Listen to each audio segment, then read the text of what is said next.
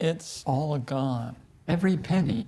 What was your plan? My plan was to die before the money ran out, but I kept and keep not dying, and here I am. The hens are clucking. Are they saying I'm broke? They are. What about my apartment in Paris? It's just sitting empty. Lucas, you have an extraordinary talent. You've done some amazing roles over the years, so many of them consistently.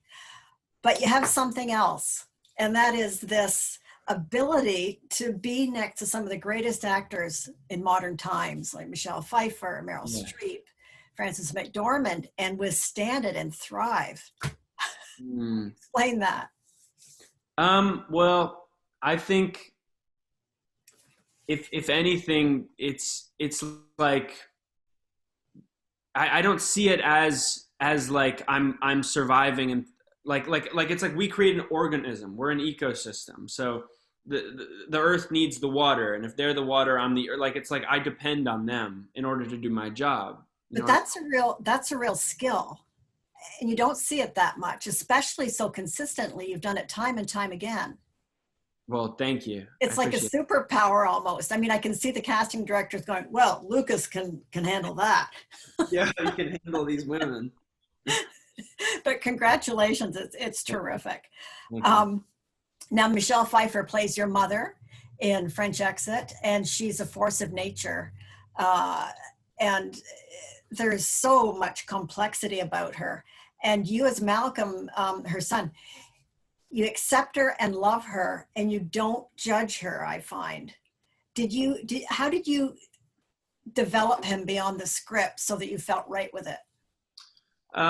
Well, I think in an ideal world, any development outside of the script is a development away from the script in some ways. Like I've done a lot of work, and I always do a ton of work outside of the script to try and like sort of connect the dots.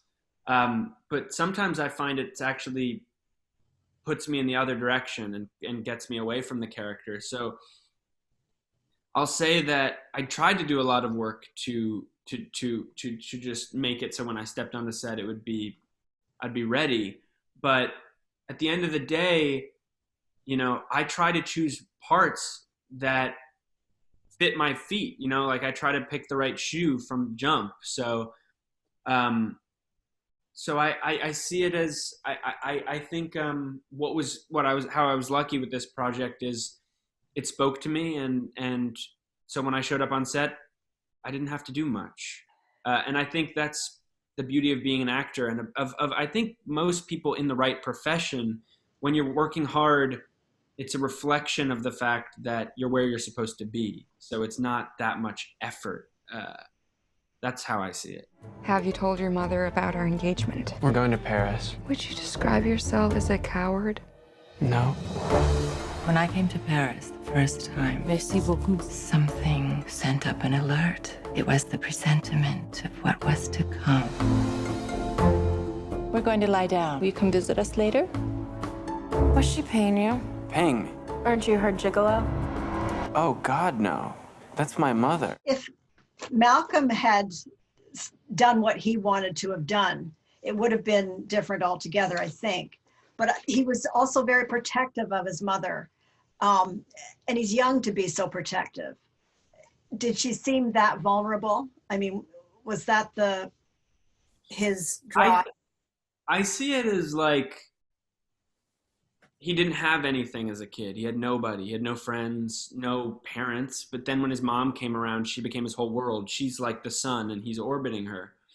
So I think he is protective, but he's also like, she's his gravity.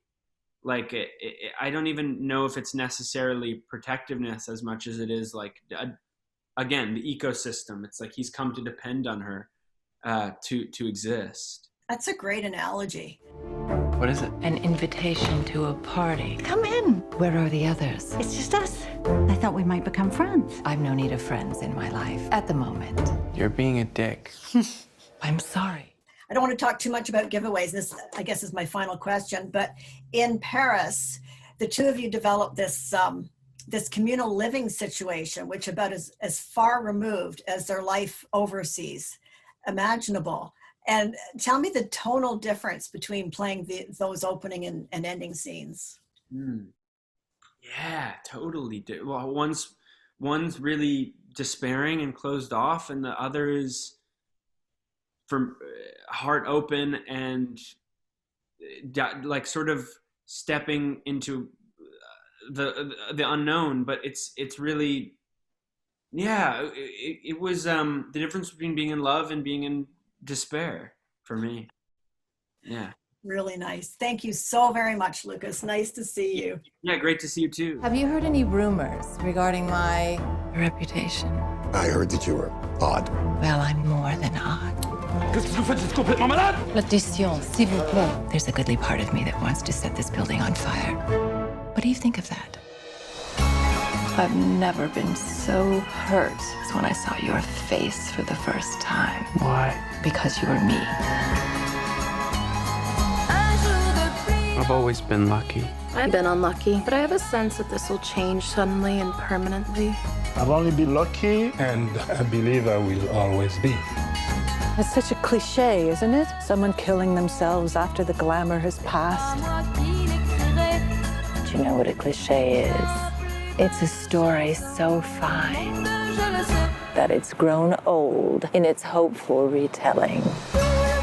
You talk the talk, don't you? Oui, petit cochon. They broke the mold with that one. Cochon means pig.